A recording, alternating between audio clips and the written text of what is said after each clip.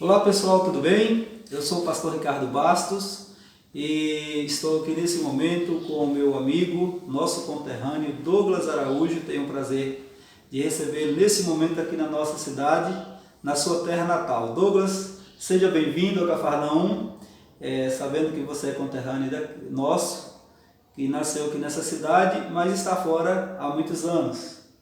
Seja bem-vindo. Pastor, obrigado pelo convite, obrigado a todos por esse momento aqui com vocês.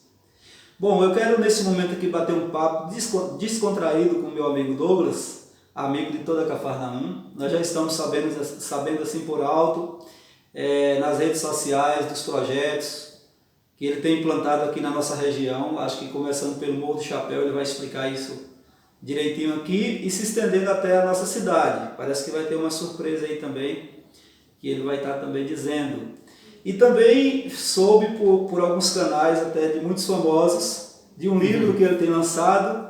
Ele, que além de ser uma pessoa muito generosa nessa área social, é também um escritor que fez um livro ensinando algumas técnicas de como a pessoa ser bem-sucedida financeiramente. Mas é isso que vai estar explicando um pouco a você, Douglas. Me fala um pouco sobre você, sobre a sua vida, sobre os seus projetos atuais e futuros. Fique à vontade. Então, eu sou de Cafarnaum, nasci aqui em 82, só que fiquei aqui até os 7 anos de idade, que minha família foi morar em Morro do Chapéu. E passei a minha infância e adolescência lá no Morro do Chapéu e depois, com 17 anos, fui para São Paulo. Aí lá eu fui estudar fisioterapia, depois também eu fui estudar teologia, acabei fazendo um curso pós-graduação de psicologia junguiana, de gestão e estratégia de negócios. E agora, com esse projeto aqui em Cafarnaum, estou retornando aqui para Cafarnaum depois de 30 anos, começar a frequentar, estar mais aqui. E para mim está sendo muito prazeroso, surpreendente. Eu estou encantado daqui de volta, com as pessoas que eu passei a minha infância e perdi esse contato, e agora retomando está me fazendo muito bem isso. Que legal! Bom, eu fiquei muito feliz ao te ver. Eu te vi quando nós éramos ainda criança. Você é filho do meu amigo particular, Miguel Araújo. Sim. Uma figura queridíssima aqui na região inteira de Irecê. Saudoso, né? Saudoso, Miguel Araújo. Sempre que eu ia em Morro do Chapéu, ele me chamava no seu comércio, perguntava pela cidade de Cafarnaum. Ele que foi uma das pessoas que também ajudou a desenvolver aquela cidade, um grande comerciante. O que você herdou do seu pai, Douglas? Particularmente, o que você acha?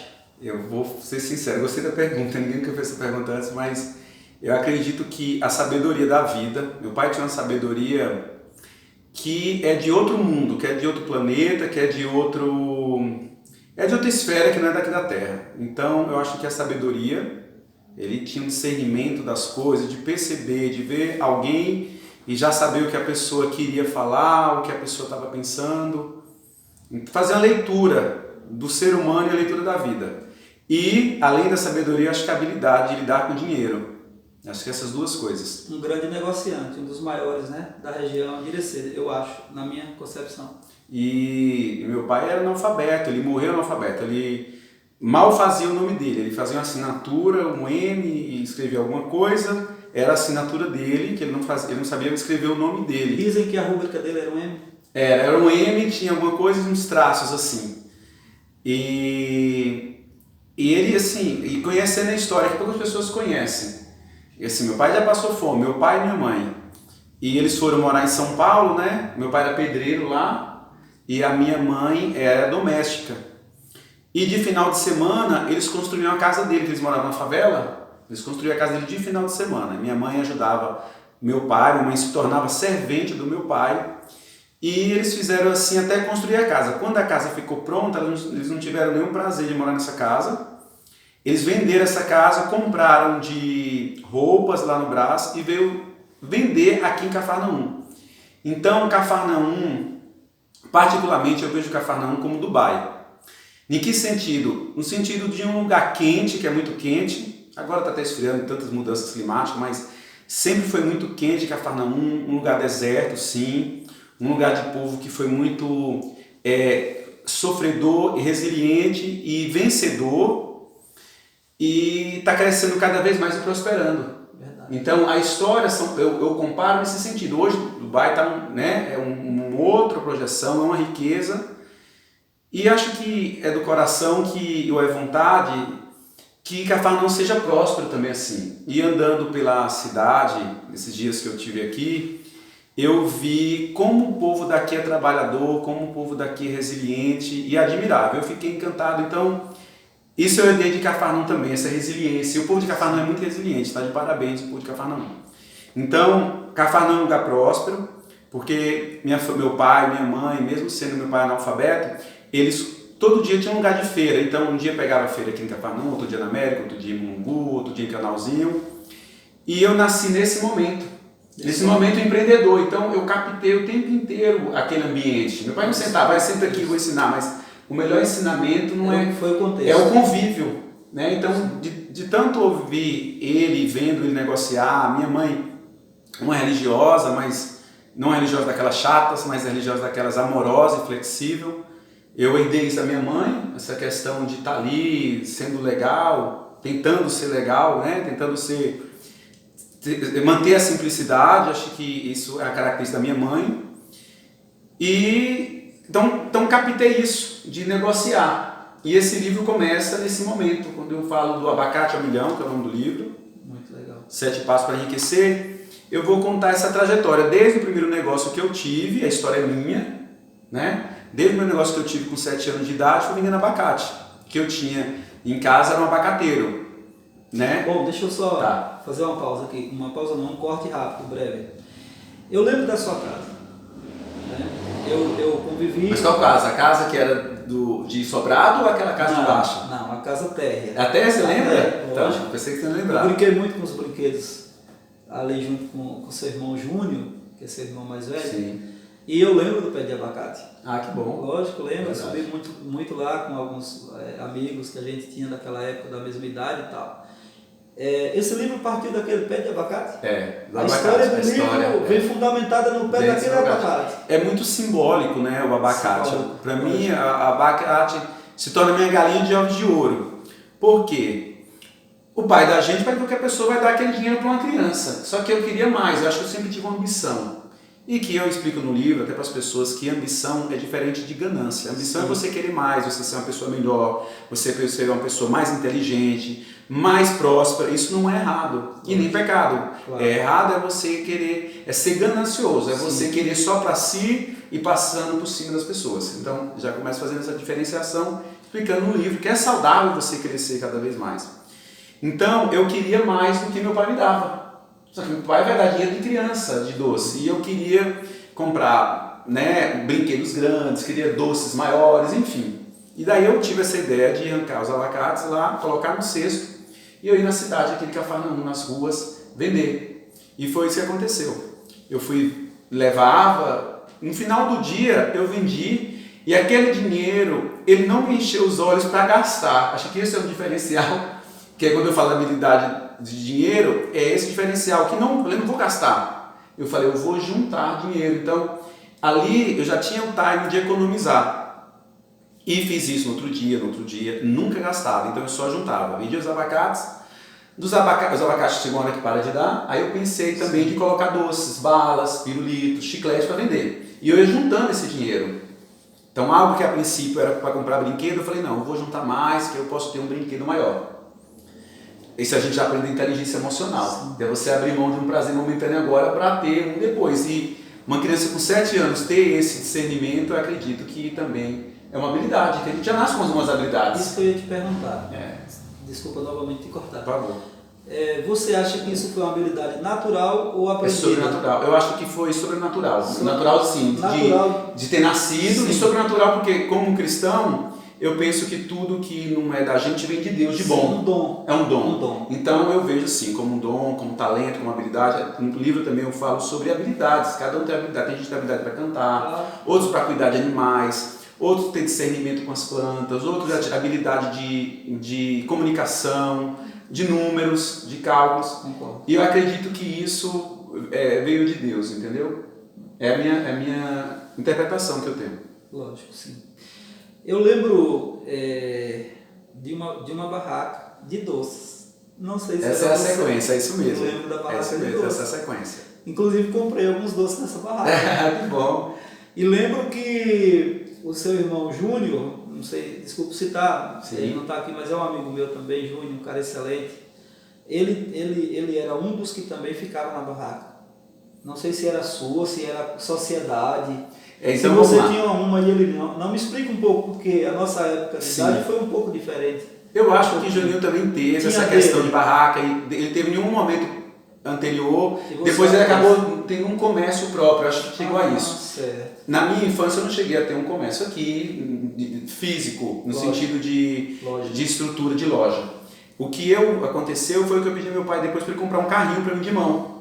Porque eu colocava uma mesinha de frente da minha casa e lá que vendia doce, agora é abacates. Era essa barraca. Era essa barraca. Daí ele comprou esse carrinho e agora eu ia na cidade vendendo doce, bala, pipoca, tudo que tinha pela frente.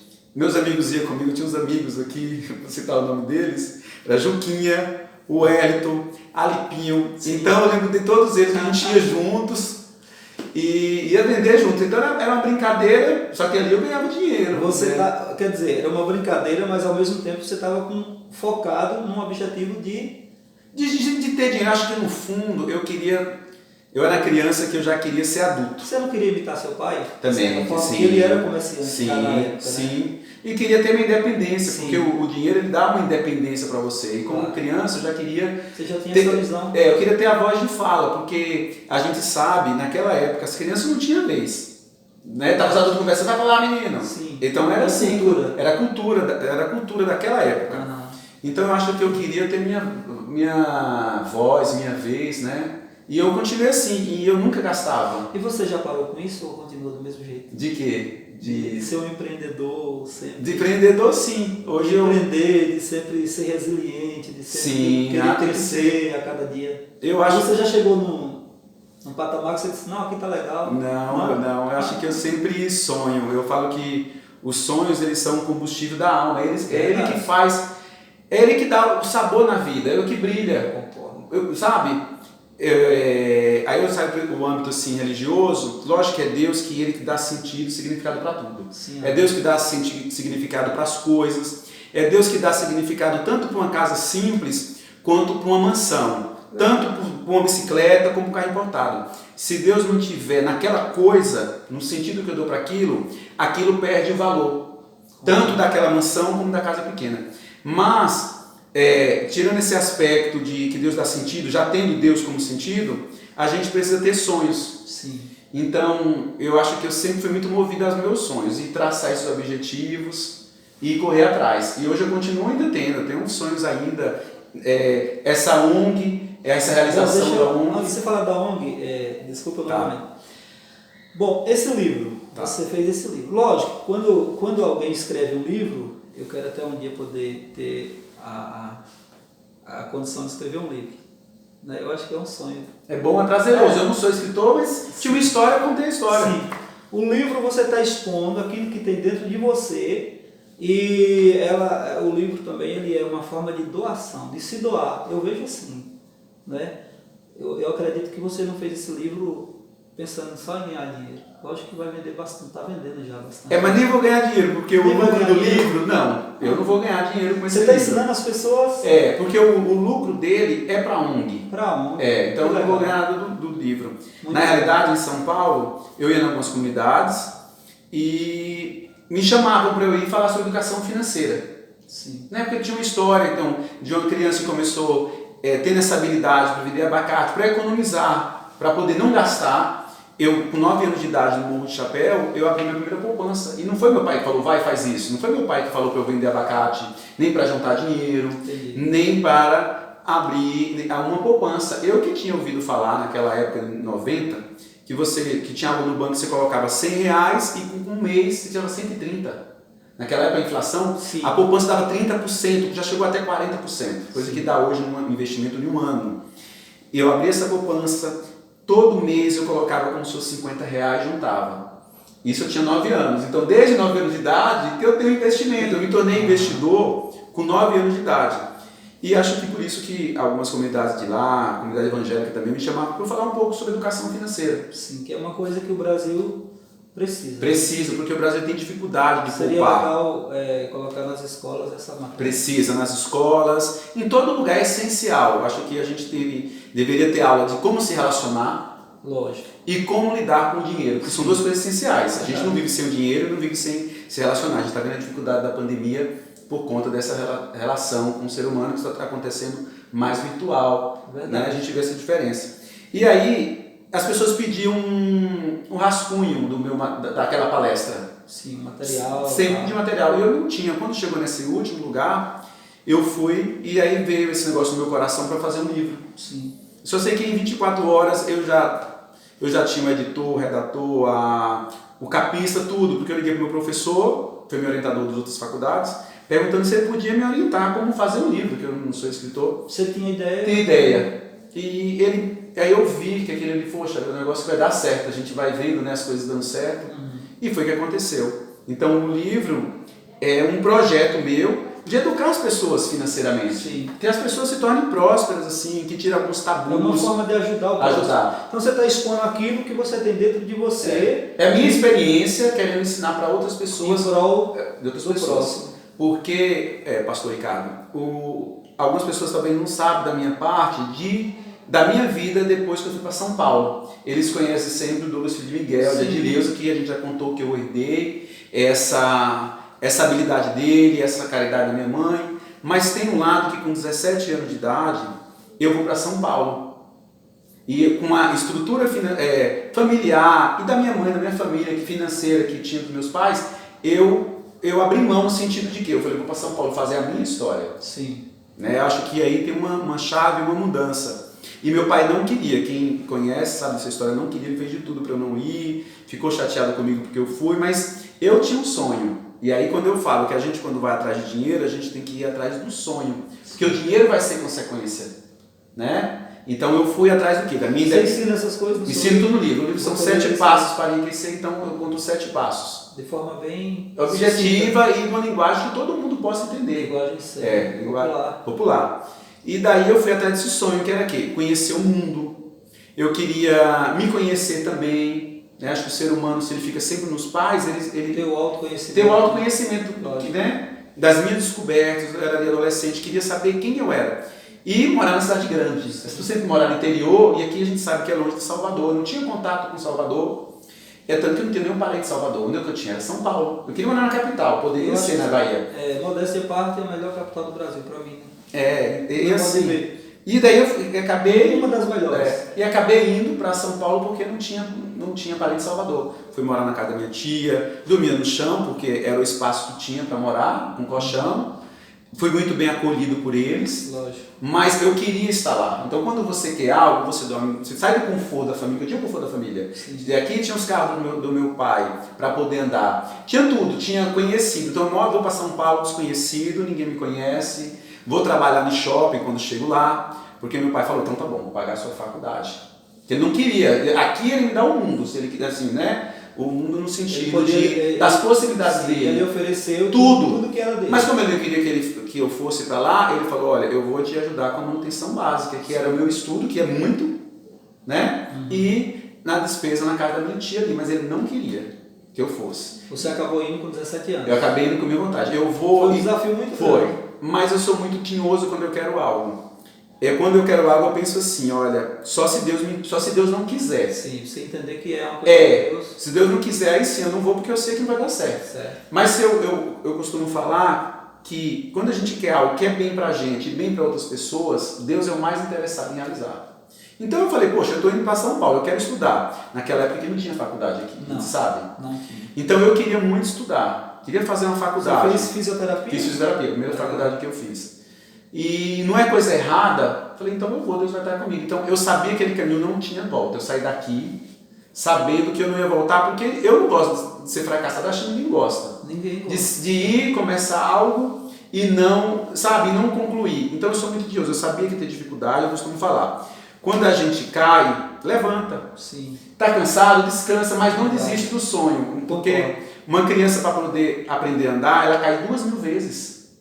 2.000, então eu posso fracassar 2.000 vezes, mas eu só vou parar quando eu realizar. E foi isso que eu fui para São Paulo. Eu falei, eu vou, a gente fica com aquela sensação também de querer mostrar, provar para os pais que a gente pode, Sim. que é capaz também. Eu acho que eu fui com Do isso. adolescente, não é? Eu do adolescente. Então eu fui, falei, vou mostrar que eu sou capaz também, que eu consigo, que eu vou estudar, que eu vou ter minhas coisas. Então eu continuei assim, estudando, economizando.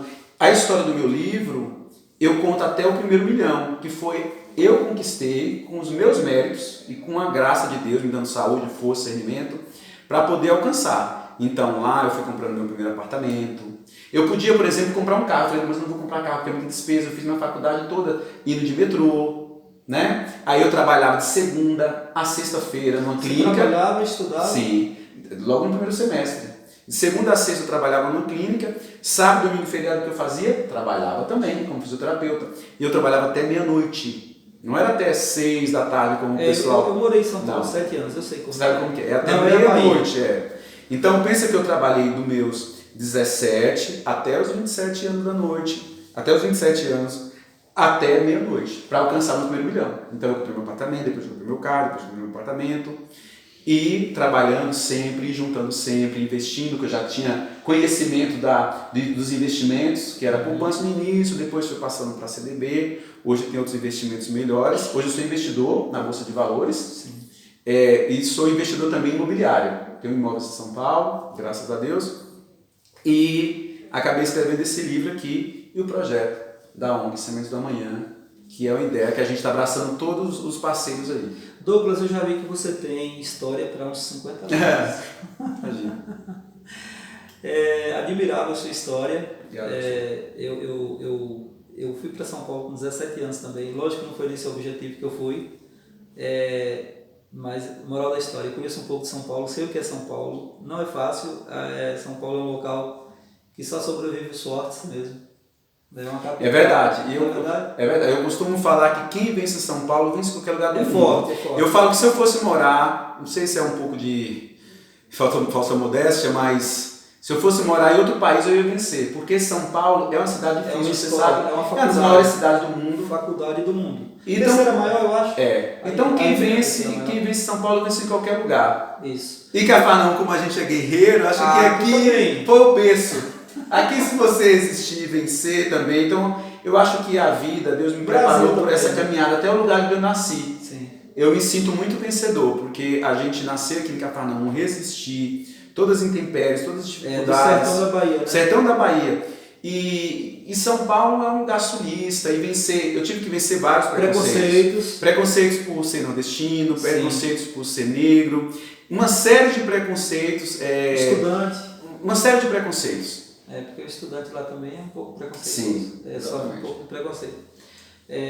O estudante geralmente é aquele cara que é o liso, que não tem dinheiro, que não tem emprego. E lá ninguém me conhecia, pra mim foi um choque, porque aqui, é filho de Miguel. Sim. E lá, imagina o negro, do sertão da Bahia. Você sabe que eu não consegui nem fazer amizade, eu comecei numa faculdade e fui terminar na outra. Na primeira faculdade eu não consegui fazer amizade com ninguém. Preconceito. Por ser negro e ser nordestino. Na segunda faculdade que eu fui, eu não consegui fazer faculdade. O que me restou foi fazer faculdade com 2 pessoas só. E essas 2 meninas, eram negras. Foram as 2 pessoas que se identificaram. E assim, eu vou aproveitar um espaço aqui para contar algo particular e espero que alguém se identifique com isso. Né? Eu reproduzi o racismo estrutural. Então eu mesmo não me enxergava como negro e eu mesmo evitava me relacionar com pessoas negras. Eu percebi isso quando na adolescência, lá no Monte Chapéu, eu estudava, eu queria os papéis de príncipe lá na escola e nunca conseguia. Eu não entendia, porque o príncipe sempre era o príncipe branco. E aí eu falei, então é por isso, é porque eu sou negro, então se eu sou negro eu sou feio. Então eu cresci assim, e desse jeito mesmo. Devido à questão histórica. Devido à questão histórica de reproduzir todo um racismo estrutural que o Brasil vive. Todo o contexto que nós já nascemos. Nascemos inseridos nisso. Sim. E lá em São Paulo, com essas 2 amizades com elas, que eu fui obrigado a ser amigos porque não tinha outras pessoas, porque se fosse para escolher, naquela época eu não escolheria, porque imagina, eu não me via como negro e nem me reproduzir o racismo, né? Então, essa amizade com elas foram cura para mim. Você vê, então, São Paulo para mim foi escola de várias coisas. Então foi uma cura, eu fui ver quanto elas eram especiais E nisso foi me transformando, relacionado a essa prática. Fui começando a ser antirracista, né? Sim. E me aceitar como negro, me ver e ver a beleza de um negro hoje. Então, eu queria falar isso. Na verdade, eu vejo assim, que em tudo tem beleza. Sim. Então essa questão de racismo é uma coisa muito boba. É uma ignorância tremenda. Que a gente tem que perceber. A Sim. gente tem que perceber o quanto a gente foi racista. Porque a gente nasce sendo isso, o nós, brasileiro. Sim, nascemos num contexto já nesse contexto. A gente nasce nesse conceito. Então é uma questão cultural. Que precisa se perceber para a gente deixar de ser. Porque senão chegar se demora. Infelizmente isso sempre vai existir. Né? Em locais isolados e tal. Mas nós precisamos evoluir. Você como uma pessoa que sempre gosta de evoluir, e a gente vê na sua história, na sua trajetória, que na verdade não é mentira, porque eu sou prova do que você está falando. Eu vi o pé de abacate, eu vi a barraquinha de doces. Tenho amigos meus hoje aqui que podem também comprovar isso. Né? E vejo que você também é uma pessoa que, através do livro, eu achei, olha só como é o preconceito. O preconceito é o quê? É um conceito antes de conhecer algo. Então eu achei que o livro fosse uma forma de você ganhar dinheiro. Tipo assim, não, o Douglas gosta de ganhar dinheiro e fez isso para ganhar dinheiro. Fez o livro para chegar que não seria errado, né? Não, lógico que não. Seria errado, mas você pensou que fosse só esse contexto. Imagina Paulo Coelho, né? Tanto que já vendeu de livro e o tanto que não é rico. Eu estive vendo uma matéria outro dia sobre Paulo Coelho e Raul Seixas. Duas vidas, durante um tempo uma trajetória juntos, depois se dividiram. Paulo Coelho teve uma visão de mundo, Raul Seixas outra. Cada qual teve um destino. Então Paulo Coelho é um dos escritores mais conhecidos no mundo. E provavelmente um dos mais ricos. Sim. Que fez riqueza escrevendo livro. Eu acho que... Então o seu livro, no caso, não tem esse objetivo. Não. O objetivo do seu livro é ajudar uma ONG. Ajudar a ONG. Como que é o nome dessa ONG? É a ONG Semente do Amanhã. Onde nasceu essa ONG? Essa ONG Fala um pouco dela. Gente então, encerrar o papo, porque se eu tiver outra oportunidade, depois eu vou querer que a gente faça outra entrevista. Eu sei que você tem muito conteúdo legal, principalmente para nós cafarnauenses. Eu fico feliz por você. Essa retomada está me fazendo reviver as histórias, né? E aderir essas coisas que eu acabei deixando de lado esse momento, né? Então a ONG Semente da Manhã, ela nasceu no Morro de Chapéu. Foi uma ideia de gratidão, eu acho, a Deus por tanta coisa boa que aconteceu na minha vida. E eu queria fazer alguma coisa em benefício do outro. Em retribuição. Em retribuição à sociedade, né? E em retribuição a Deus. Como é que a gente pode agradar a Deus? É agradar ao próximo. Né? Porque Deus não precisa de nada, mas os filhos dele precisam. Então eu falei, poxa, eu quero fazer algo para Deus. E foi isso que saiu dessa motivação. Fiz no Morro Chapéu, que é onde eu passei na adolescência. Então, surgiu. Aí eu falei, vou fazer uma cantina.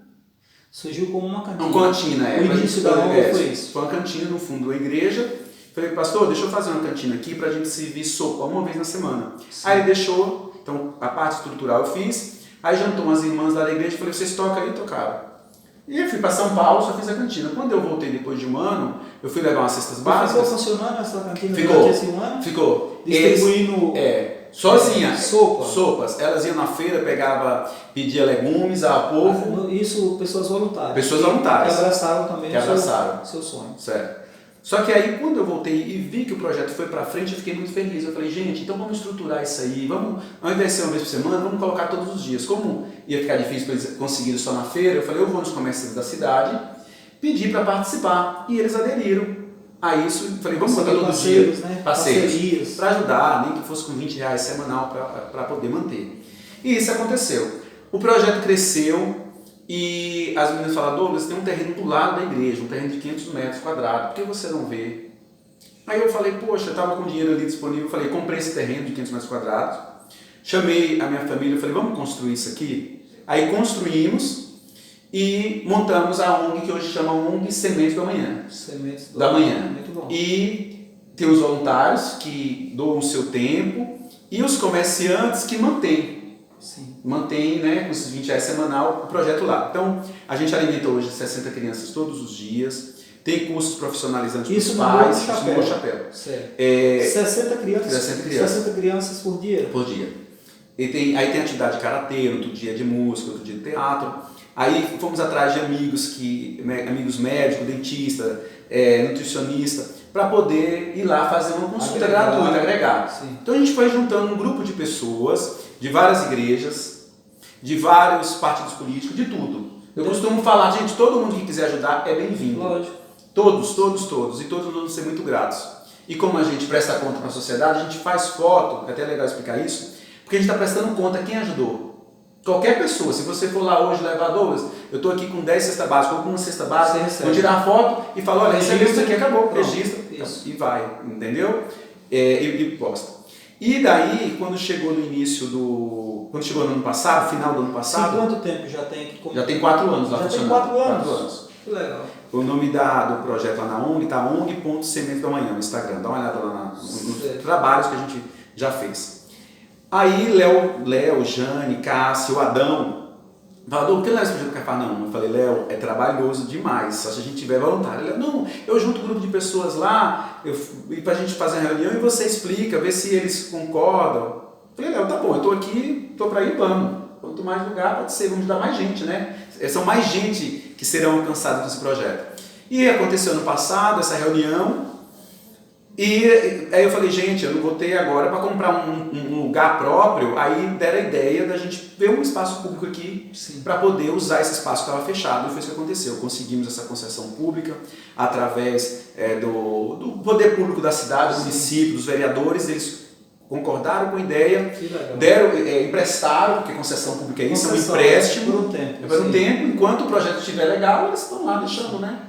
E aí a gente começou a reformar, foi atrás para reformar, atrás de montar a cozinha. Eu estive lá hoje pela manhã. Pois você viu, né? Tá de parabéns. E agora trouxemos esse projeto para Cafarnaum, vai ser inaugurado segunda-feira, já começa o funcionamento. Ontem e hoje eu passei o dia inteiro com as gestoras daqui, que é Bárbara, Cláudia e irmã Joelma, atrás de comerciantes para ajudar com R$20 semanal. E eu fiquei muito agradecido, desde já quero agradecer aos comerciantes. 95% dos lugares disseram sim, que é legal esse projeto. Então, a gente fica muito feliz pela credibilidade, por as pessoas que estão nesse projeto, né, pelos voluntários. O projeto eu falo que é de todos. É de todos que colocam a mão na massa, que faz parte. Eu fui idealizador da ideia, mas quem vai estar botando a mão na massa, quem vai estar colocando dinheiro constante para manter, são todos que estão envolvidos, né? Sim. Deixa eu te perguntar, você veio de onde agora? Você chegou agora aqui? do comércio. Não, do comércio. Você chegou aqui na nossa região que dia? Eu cheguei a semana passada, eu fui para Morro Chapéu, fiquei lá de quarentena. Você veio só para estar nisso? Só vim para isso. Sim, aí cumpriu os campos legais da OMS sim. E tal. Aí fiquei em casa, essa ONG era para ser inaugurado a semana passada, mas por conta disso eu tive que ficar... Ficou de quarentena, tudo certinho. Daí vim agora para Cafarnaum para a gente inaugurar. Certo. Então a inauguração vai ser amanhã? Vai ser amanhã, vai ser